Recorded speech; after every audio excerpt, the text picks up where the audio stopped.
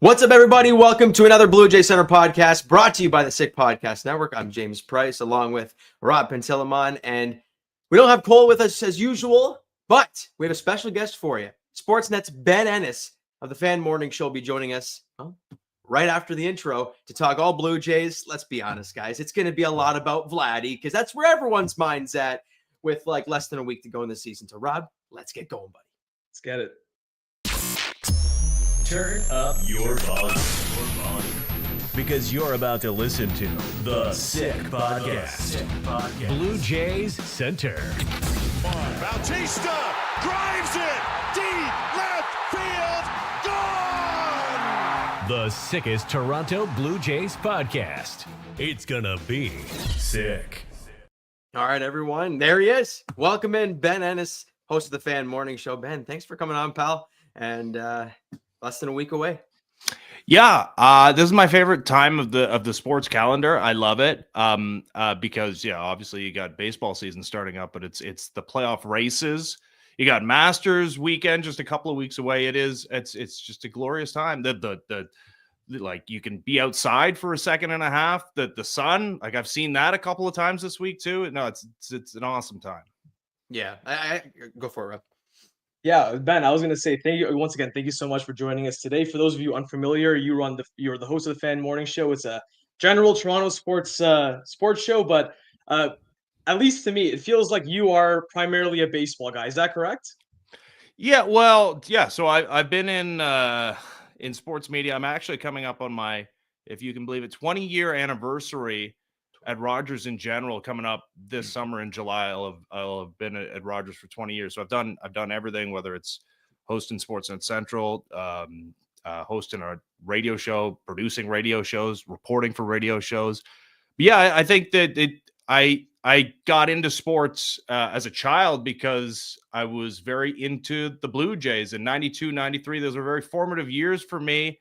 It's always like if I had to choose one sport to cover, it would be baseball, and the Blue Jays are definitely where I think my heartstrings pull me. Generally, I've done lots in that regard. I've been a Blue Jays reporter. I've hosted Blue Jays call-in shows. But yeah, I mean, I'm a generalist. I've done it all in 20 years in the industry. But yeah, I would say specifically focused on the Blue Jays. Yeah, I got to ask you, someone who gets up early myself. Today I had to get up extra early, kind of your hour. You do it like 5 days in a row. Do you get used to it? No, you don't. It's probably not good for your health either. It's I don't know how people like I said, I've been at Rogers for 20 years coming up in July. This is the first time in my entire career. I've done every time slot on the radio station. I've literally in the 24-hour clock probably been on air at every hour of the day. I mean, I've done overnight when the Olympics are going on, but this is the first extended run I've had at doing the morning show. I'd filled in previously to this. I'm handling it better than I ever thought I would. I'm not always furious, but like I'm furious a lot. I am a person that likes to sleep, so yeah, I nap a lot during the day. But breaking your sleep into like 4-hour increments doesn't work. It doesn't matter how many of those things you get. You kind of need to sleep for 6, 7, 8 hours to feel fully rested. So in a word, no, that never becomes normal. You never feel good. And let's be honest, though, you get working with Brent. You got to be on your toes at all times. Yes, I do have to be on my toes.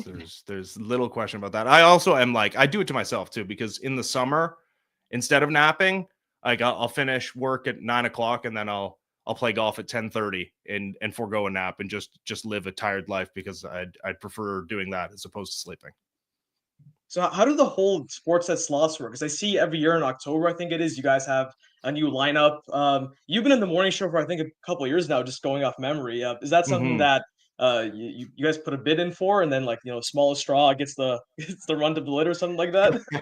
Nope. I got no say in that. That's program director stuff and maybe beyond him, but yeah, it's a volatile industry, sports media in general, and I would say sports talk radio, especially like if you're cutting it up into smaller little segments, it is it's an industry that's definitely been in flux. There's a lot of people I work with aren't in the industry anymore, right?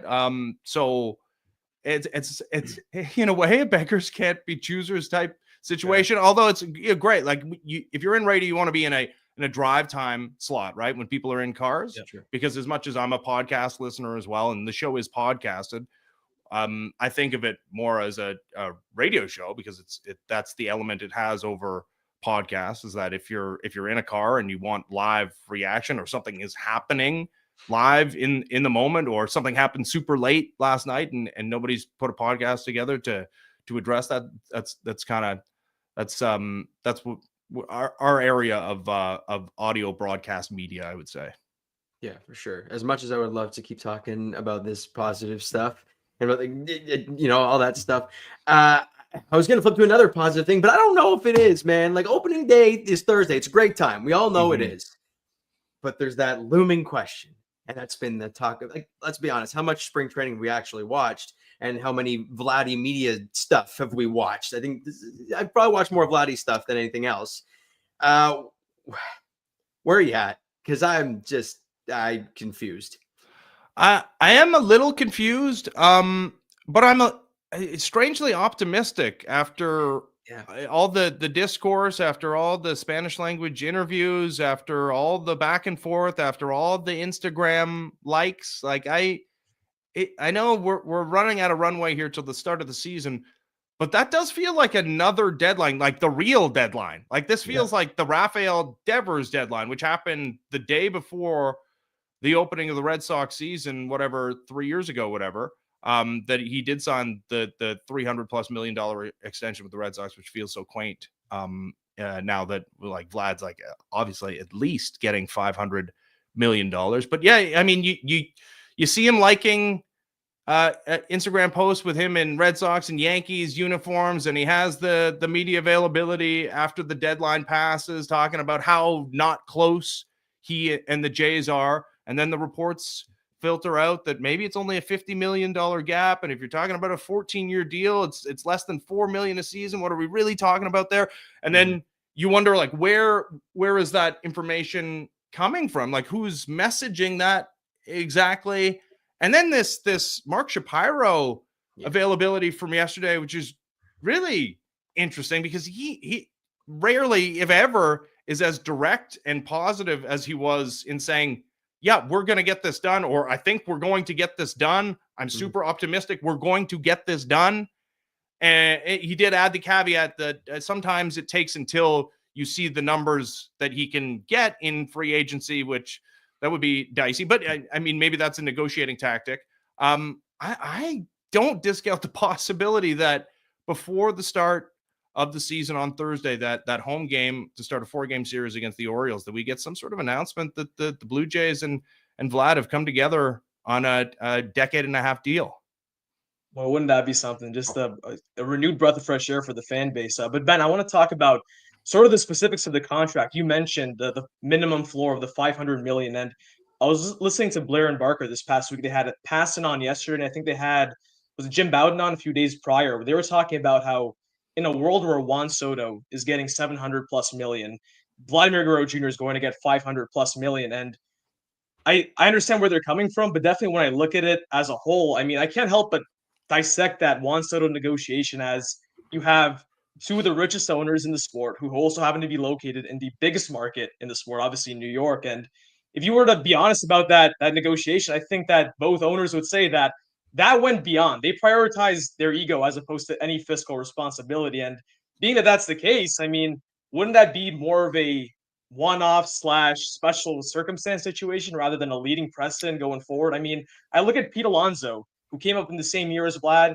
right-handed first baseman like Vlad. Obviously, Vlad's a lot younger. He's a much higher upside, name recognition, but their production is very analogous. They're very similar players in terms of their overall production. And my question is, do you think that all those external ancillary factors like his name recognition, his age, and all that stuff, is that really worth $450 million more? That's where I'm having trouble handicapping it.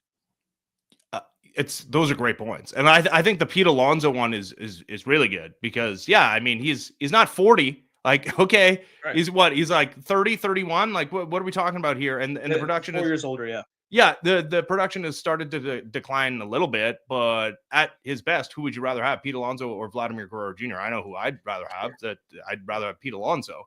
Yeah, because neither guy's a factor defensively or base running or any of that garbage, and he actually works a count a little bit better. I believe he's got him in on base percentage. Vlad probably has him in batting average, but in a word, yes, I think it is worth it, and I think he's going to get way more because, well, first of all, fiscal responsibility makes me want to throw up thinking about pro sports team owners who, I mean, the Celtics are going to go for over $6 billion, right?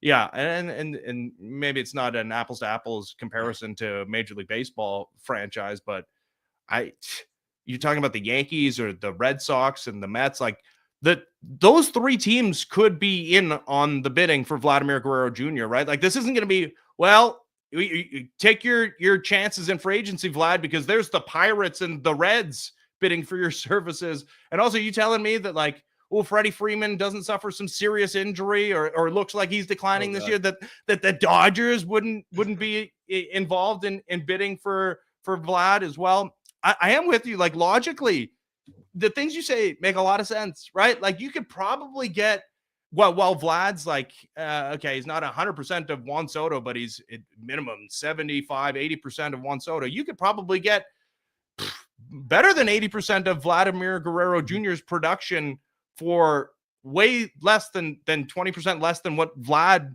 is going to cost you going forward. But who cares? Like, I really do. Maybe it's a stupid way to operate a franchise, and maybe Mark Shapiro and Ross Atkins, they're the big brains, and you're rightly aligned with them, because that's honestly, you sound like them making the case, right? That, like, there's a number in a spreadsheet, and did you see what Vlad did in 2023? The possibility exists that more of those seasons are going to be on the ledger going forward over the next decade and a half. To which I would say, yeah, but he's Vladimir Guerrero Jr. is the future of your franchise. He does have 2 MVP seasons. His name is Vladimir Guerrero Jr. He has a Canadian passport, maybe not. He was born in Canada. He's a former Montreal Canadian. He's played for one franchise his entire career, and secondarily, I mean, for the Blue Jays specifically. So maybe the case ends here if you're the Red Sox, the Yankees, or the Mets. But for the Blue Jays specifically, if you don't have him locked up beyond next season, what the hell are you doing? Like, you're like that. There's a non-zero possibility that you have to go as close to scorched earth as you can to recoup assets for a roster that's aging out and coming to the end of a bunch of contracts for the guys that are difference makers and are going to be around beyond 2025. But yeah, no, that's a logical argument. I'll hear it. Yeah, Vlad is great, and he was awesome last year, and he was awesome in 2021. But there's no guarantee he's going to be that awesome guy more often than not going forward. I would bank on him having majority very good seasons going forward, but especially in 2025, like, do I think Pete Alonso could be better than Vladimir Guerrero Jr.? I don't know. It's like closer to 50-50 than people would like to admit.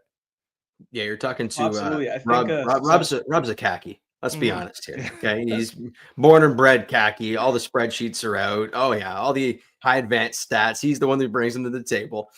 I love the Varsho trade. I still do. I'll defend it. Yeah, there you go. Yeah, I don't hate it. And you know what? And like, the Jimenez trade is a good one too. And Jimenez is a good player. But like, at a certain point, you do. There's different strokes for different folks. Yeah. And this team didn't hit home runs. They didn't score enough. Like, yes, I love defense, and my entire baseball watching life, I've told people, you're underrating defense. It's a huge part of the game. It's run prevention is pitching, but it's also defense, and you can change that, and you don't notice it. But 2015, yes, they hit a bunch of bombs, and Troy Tulowitzki was an above average offensive player, but the reason they took off primarily was because there were literally 3 to 4 outs a game that Jose Reyes was costing you that Troy Tulowitzki wasn't. That was like, so like getting you were shortening the game by more than an inning with his defense. But yeah, at a certain point when you can't score, which the Blue Jays year over year have been able to do less and less and less. Yeah, the value of the defense first guys, it diminishes for me. You don't worry, they'll win My another whole team Gold point. Glove.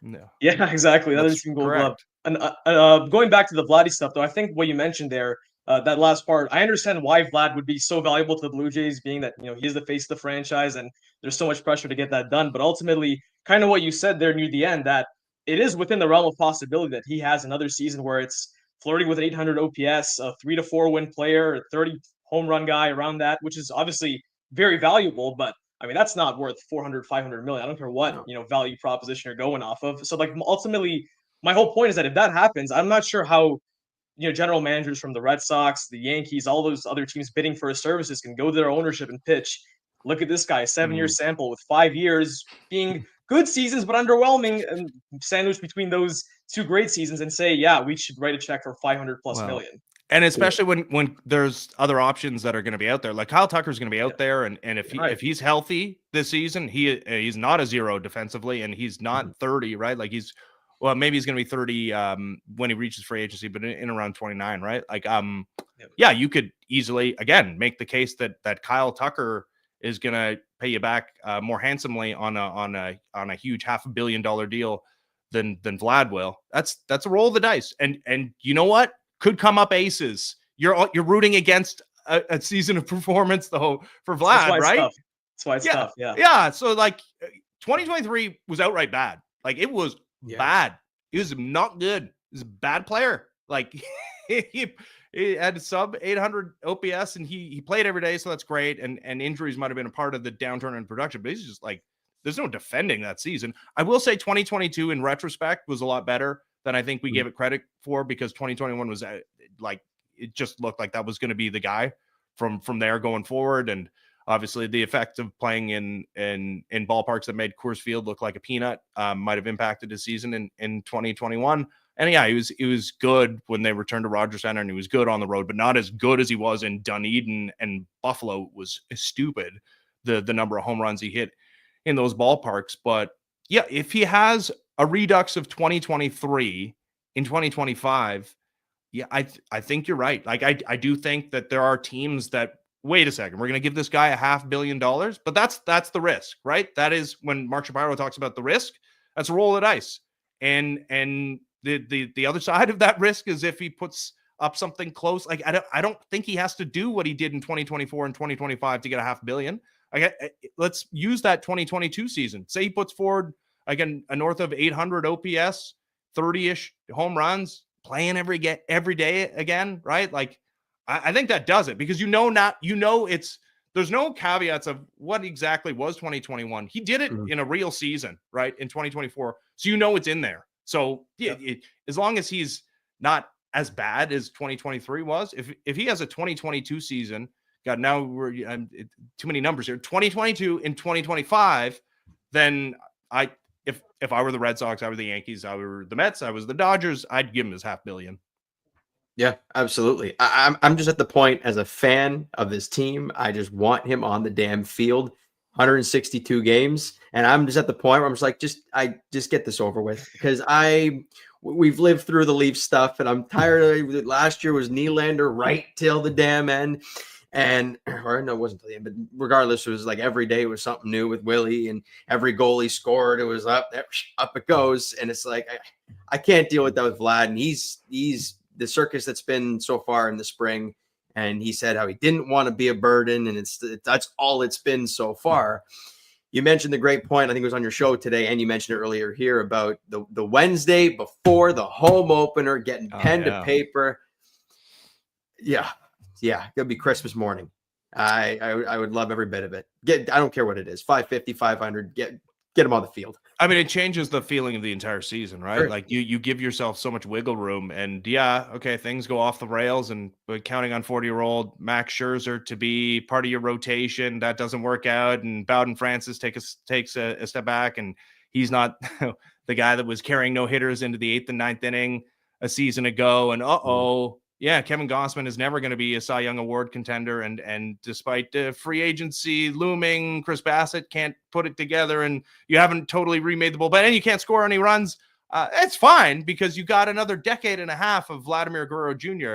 Now you go into the season and all those things, which are not all likely to happen, but are all possibilities and more than like non-zero, like higher percentage than you'd like going into a season in which you're the 5th highest payroll in the sport.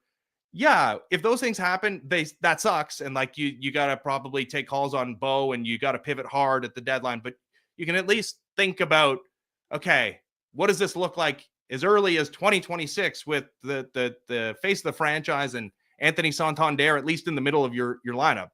Without him signed, it's okay. Well, you obviously are taking calls on trading him at the deadline as well. And it's hard to believe that you're remaking your roster with those trades that you're making in season. So 2026 is dark if things go off the rails this year. And that's the part that worries me the most is like there's no actual direction. It's this season, and then, like you mentioned, possibly off a cliff. And then the farm system is one of the worst in baseball. They got nothing in the pipeline. There's nothing there. And so you lose your cornerstone pieces. Maybe in air quotes, they haven't won a playoff game. But, in Bo and Vlad for possibly nothing. It seems like this organization likes to be a little stingy with things. So it's like they think they compete when we're all scratching our head like, are you nuts? Like, no. You're not great. It could be a 5th place team in the American League East, and it's a scary situation that you can possibly lose these guys without recuperating any assets. Yeah, it's not where you want to be. Where you want to be is where the Red Sox are, where it's like you're building a farm system, and then you spend in concert with the rising farm system and the good young players, and then you got a team. Like that's a good combo. So I think it was Jim Callis I just saw talked about how the Dodgers have the best teenage prospects in the sport, and they spend $500 million on payroll, and they're the defending World Series champions. So that's a better place to be than being the 5th highest payroll in baseball, which is good, and you should do that if you have the deep pockets that the Blue Jays have. But you've been a decade at the helm here, and to have not created a pipeline of really impact players. Like, I'm optimistic on Alan Roden. I think he can be a nice player, and David Schneider out of nowhere. Maybe he's the thing. None of these guys are stars, and hard to build a championship caliber team without those guys. And that used to be the bar. I know it's changed now. Like the front office is talking about meaningful September baseball again, which is nuts. But no, the idea should be putting yourself in position to win a World Series title. Last thing before you jump in here, Rob, that's been their whole thing, right? They talked about it when they came in, waves of young talent. Well, we got the first wave, and that's about it. And there's been really nothing else since. I think the next wave was supposed to be Gabby Moreno, Otto Lopez, and was it like Griffin Conine at that one? Yeah, sure. You can use Pearson in that mix as well.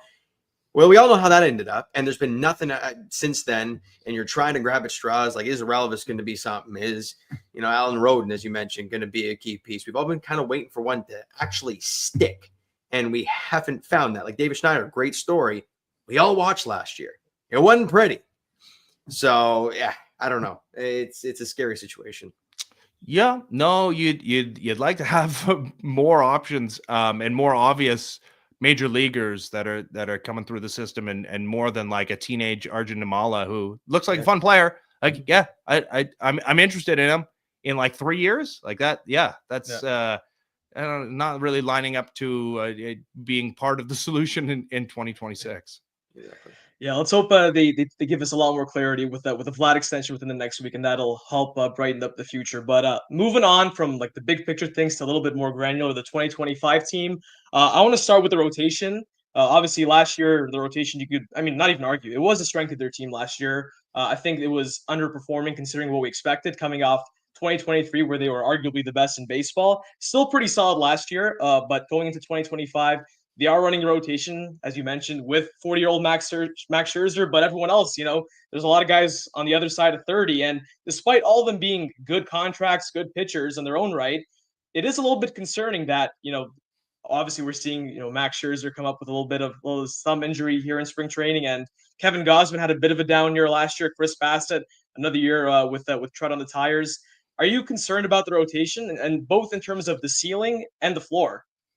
Yeah, I think the ceiling is an interesting one because when you had Kevin Gossman at his best, he could win a Cy Young award. He could lead Fangraphs in starting pitcher war, right? Like he can strike a fella out. And God, his debut season as a Blue Jay, his first walk came in like his third or fourth start. It was stupid how good he was right out of the chute. And then you had him and Alek Manoah at the top of your rotation. It's like two aces. It was an embarrassment of riches at the top of the rotation. And I don't know if you're ever going to get that again with Kevin Gossman. I mean, maybe last year just threw us off the scent and it was just a weird one because his season started so bizarrely with the injury and he pushed himself and it just screwed up his entire year. Maybe. Like the velocity seems up in spring, so hopeful there. Jose Barrios, like every franchise should be throwing themselves to not whatever, but like close to whatever it would take to get that guy. He's so valuable. To never spend 1 second of his entire career on the injured list is like impossible. He's been in the major leagues for like a decade now. And yeah, he's not gonna win a Cy Young. I don't think. He's been an all-star before, and he's had a bunch of opening day starts, whether that was with the Twins or now his third coming up on Thursday with the Blue Jays. You know you're going to get a mid-threes ERA, except for that weird 1 year blip. It's a 1 year blip in his entire career, and he bounced back immediately following it, and was the guy that he's been his entire career in the 2 years subsequent that weird 5+ ERA year. Yeah, I don't think that the upside is quite what we've seen in years previous with this rotation. I think they're going to be.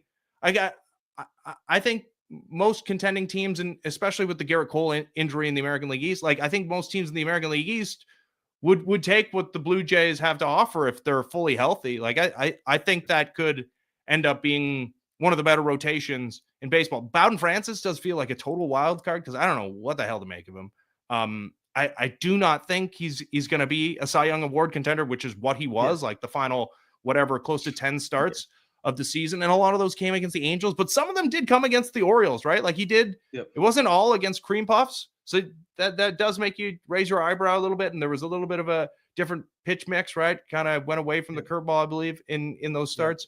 I think it's good. It doesn't have the super high upside that we've seen Blue Jays rotations have in the past, but and pretty clearly, despite the fact that they added a 40 homer guy in Santander and Vlad and Bo, I trust those three. I think it's probably going to be the strength of this team, the rotation, and I know they remade the bullpen, but I think pretty clearly they're going to get by on the strength of having 5 guys that they can count on when healthy to keep you in a baseball game. But we've seen better. We're kind of we're jaded with how good we've seen Blue Jays rotations in the last decade. That's kind of where I'll put you on the spot. I'll put you on the spot real quick. If you had an option to take, this team would be the 12th best rotation in baseball today. Would you take that? God, it feels low, and it also doesn't feel good enough because I like Bo, Vlad, and the Anthony Santander. But then who do I like hitting fourth behind those guys? Right. Well, we'll get to that. Yeah, for sure. I'm not 100% sure. No, top 10. I feel like 12 is a little too low. If you told me 9th in baseball, yeah, okay, yeah, all right. Now you're on to something. I think 12th is not a disaster, but yeah, I think that has a little more upside than 12th. 12th is scary. Let's be honest. Right, with this offense ain't 2015. You can't kind of survive with an R.A. Dickey sitting in there in your rotation. You can't have to be a pitching and defense team for sure. Oh, yeah. I mean, don't worry. They will be. But I just think there's a couple things you're going to get. You're going to get steady arms, and you're going to get innings. These guys are durable. I mean, Gausman hasn't been hurt a whole lot, I believe, in his career, at least with the Blue Jays. I think he's made like 30 starts every year. The only time he was, hurt, I believe he took a comeback, or was it against the Rays or Red Sox, in his first year. That Canada Day weekend, I remember. Yeah. Yeah. Other than that, he hasn't really missed a start. Jose Barrios could have used missing a couple starts to start last season. Yeah, might have benefited him. Definitely. And Jose Barrios is going to give you innings, and Chris Bassett's just going to go out there and do his thing. He might get shelled one night, but then he'll go 8 innings of a one-hit ball somehow. He'll that's what I know what I'm going to get. But like you mentioned, the upside is a little, you know what you're going to get. But yeah, top 10, please. Like no 12 nonsense or any lower than that, please. God, no. Let's get to the lineup a little bit and touch on Bo Bichette. I know we talked about Vlad a bunch, but Bo coming off the worst year of his career by a country mile. Like, it's not even close. Health-wise and production-wise when he was in the lineup. He's had a great start to the spring, but it's the spring. And as Jeff Blair always says, or both of them say, nothing good happens in the spring. Nothing at all.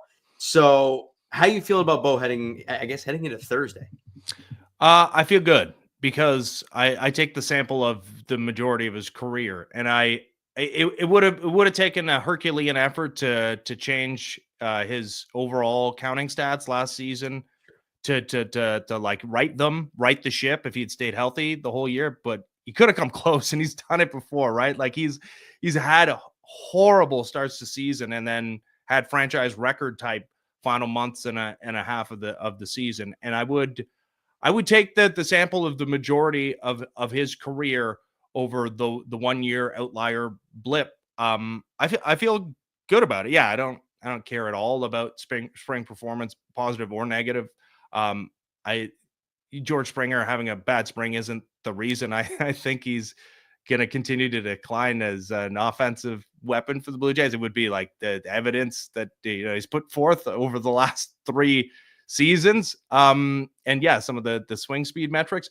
So spring has nothing to do with it. I think you got a very highly motivated fella headed into his free agency who maybe rightly would feel slighted that he hasn't been a topic of conversation. There has been it's like not even worth discussing. Hey, Bo, have you had any extension conversations with the Blue Jays? Like, obviously not. And part of that is just like, what would you even offer him that would be palatable, that he would not roll the dice with being his normal self for a season and going into free agency? So yeah, I expect him to be normal Bo Bichette, which is,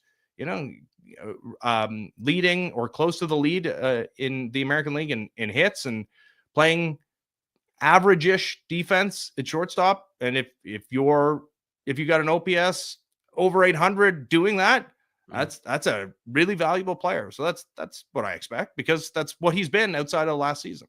Absolutely.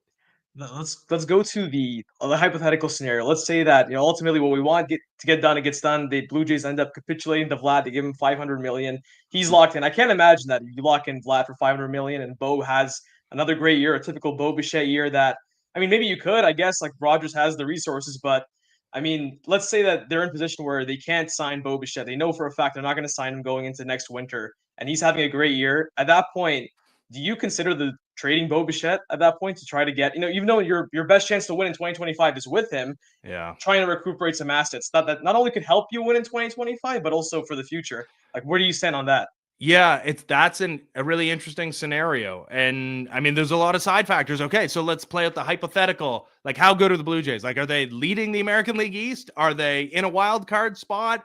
Has something happened to the Yankees, or has somebody emerged on the Blue Jays that is like becoming like a real piece? Like, is Addison Barger taking the leap? Is Addison Barger now look like a 10-year major leaguer and a middle of the order bat, or is Bowden Francis actually an ace? Like, I think those parts factor in. I do not think, and the other part of this that is complicating matters is the status of the front office, right? Like, okay, I don't think you should be holding on to a Bo Bichette and not taking in what could be franchise-altering assets for the now of a Bo Bichette if you're on pace for mid-80s wins, but like a wild card berth. Like, I think that's stupid.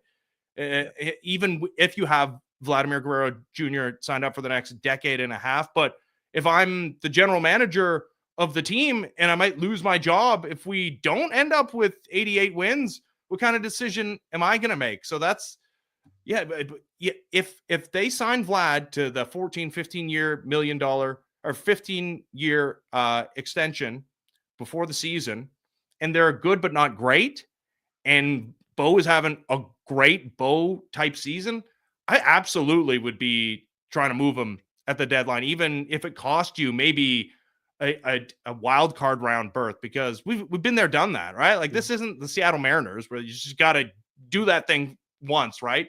You've done that. Yeah, it's meant nothing because you win none of the games. It making the playoffs in baseball aren't what it used to be. Like before 2015, oh my God, like it felt like everything. But been there, done that with better teams. So I absolutely would be taking calls on Bo Bichette if he has a normal season and is likely to depart in free agency either way. But again, I don't know if Ross Atkins is going to do that if he thinks it's going to cost him his job. And also there's the complicating factor of like, what if they're just really good? And I wouldn't put money on them being a 95 win team, but there are things that could happen that would result in them being that. And that's a tough spot to be in, where you're leading the American League East and you're trading away one of your top of the order bats. So I think there's a couple of different factors, but if they're where like the most reasonable optimistic projection would put them at, like mid 80s, upper 80s wins and in the playoff mix, who cares? Like, yeah, if you can stockpile some upper level minors prospects for Bo Bichette, who's going to be leaving in the offseason anyways, I'd absolutely be doing that. I find it really interesting how Blue Jays Twitter is, I mean, it's a fiasco to begin with, but the fact that everyone's kind of, wants Vladdy back, they'll sign a petition to get him a contract, but everyone's at the point now with Bo Bichette where they're like, yeah, he's going to be gone. It is what it is, right? Trade him at the deadline, let him walk. It's just, it's wild to me how probably the more consistent player over the course of their careers as Blue Jays is the guy that everyone's okay to open the door for and let him walk out. It's kind of, I found that really interesting.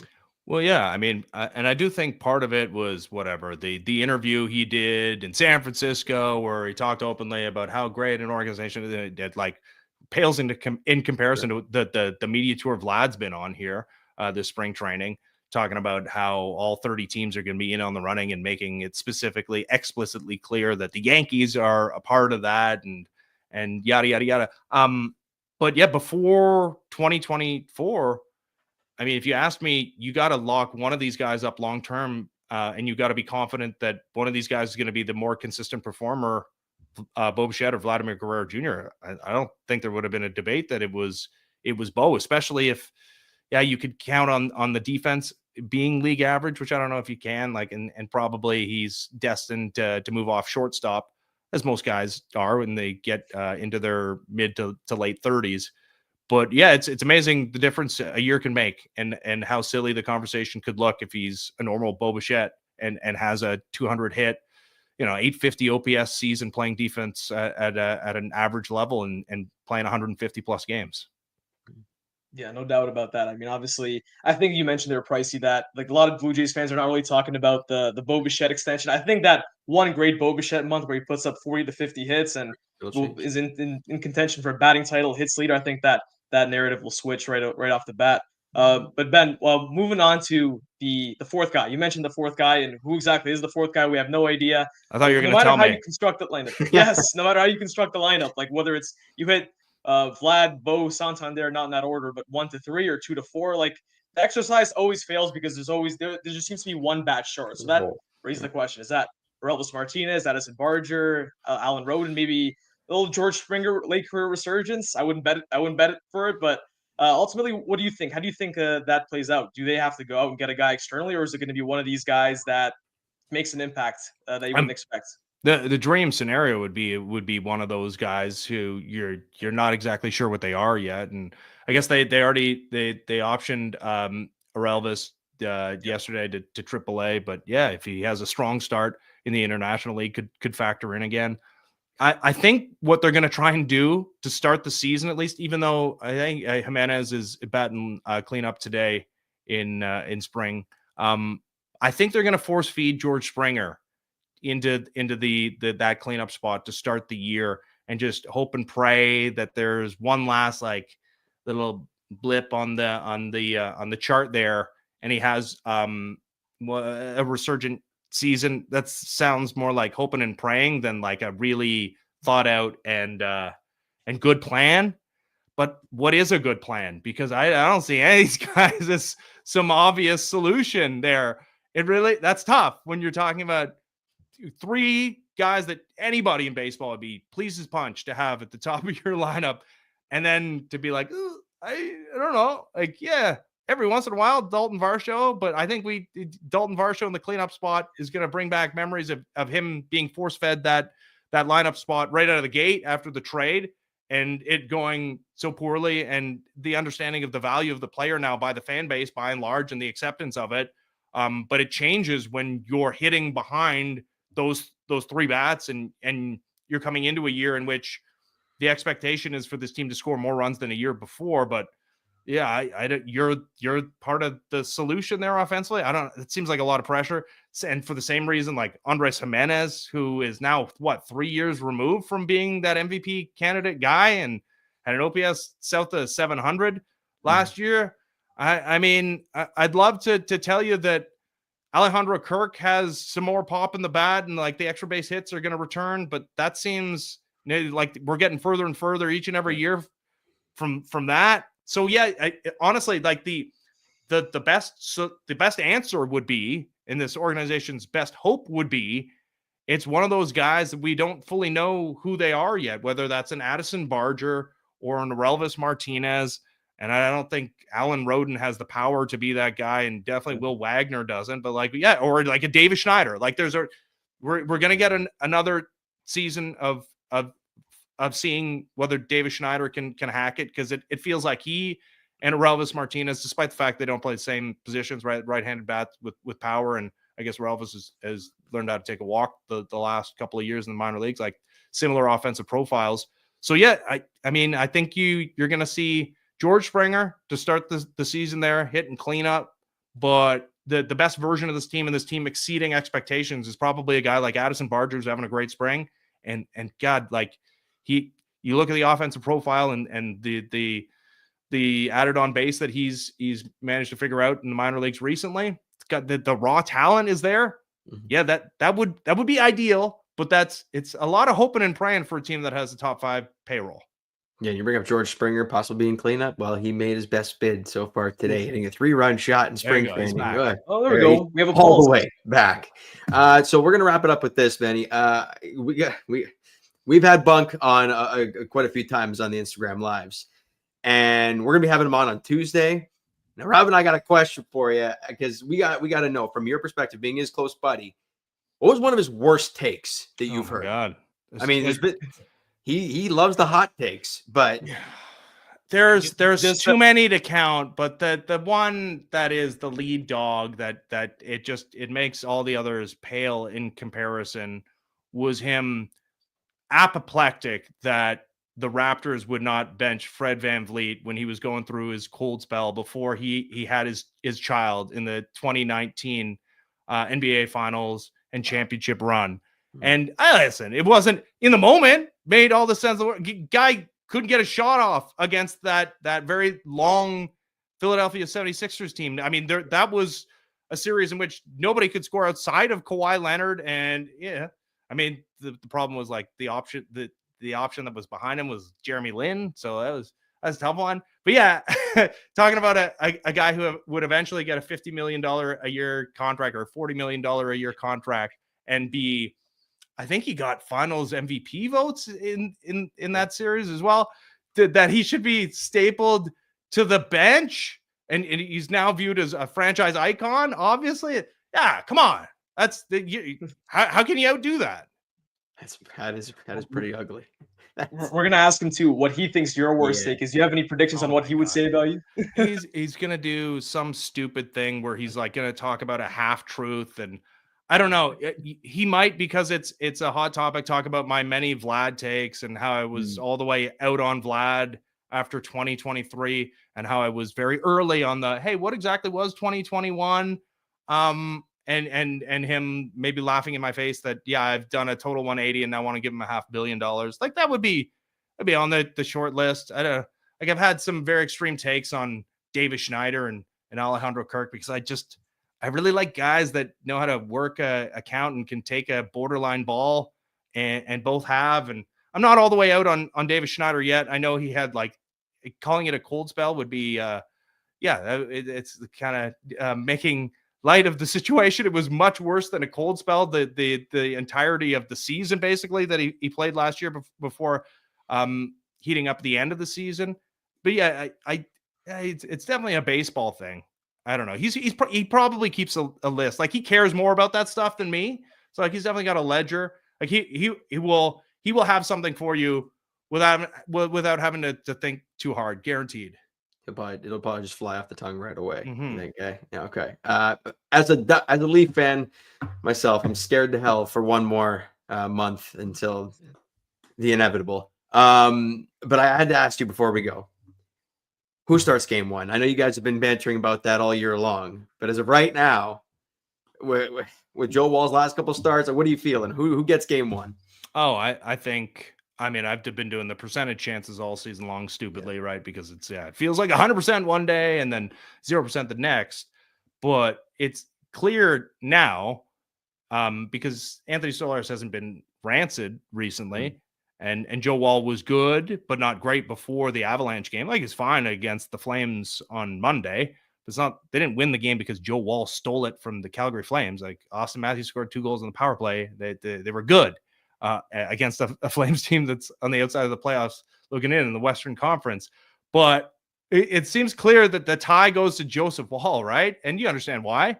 Partly because he's drafted and developed and you have more franchise equity in him, and he's going to be under team control longer. He's younger. He also did it in the playoffs where Stolarz hasn't gotten an opportunity. That's no fault of his own. Like, he led the NHL in save percentage last year. Stolarz did, making fewer than 30 starts. But yeah, I think unless somebody falls completely on their face in the final 13 games of the season, which I don't think is going to happen, I think it's almost a certainty now that it's going to be Joe Wall starting game one.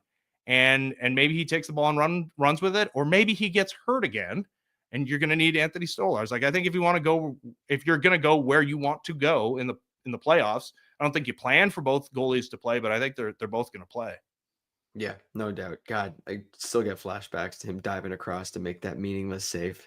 Anyways, we'll leave it there, Ben. Thanks so much for coming on, man. We greatly appreciate you coming on, and hopefully again soon. And I don't know if are you gonna be down there Thursday? Yes, I believe so. In fact, maybe with JD himself. So come say hi if people see us. I don't know necessarily where we're going to be. But yeah, I think we have a pretty good track record in place. I think we've been to almost double-digit years consecutively the home opener together. So I think we're going to do that again this year. Good stuff. Well, I'll be down there, so maybe I'll shout out to you guys. All right, sounds good. Ben, thanks so much for coming on, man. For myself, so much, Rob, Ben. Appreciate it, man. Yeah, no problem. Thanks for having me, guys. Means a lot, man. Appreciate it. Thanks, guys. All right, bud. Rob, it's great, bud. It's a great pod. And so we're just going to wrap it up there. Thank you so much for watching, listening, whatever you're doing to the pod. For myself, Rob Pensilamon, and Jimmy behind the glass. Appreciate you as always, Jimmy. Next time we'll talk to you guys. Be right before the season. Crazy. Season preview on Monday. We can't wait. We're going to have over-unders, bold takes. It's going to be a packed show, and I'm sure we're very excited to do it. So I'm hoping that all the listeners will be excited as well. Can't wait, man. Damn right, Rob. Can't wait, pal. Go Jays. Go Jays. And that's a wrap. Hope you don't miss us too much until next time. Follow the Sick Podcast Blue Jays Center on YouTube, Google Play, and Apple Podcasts.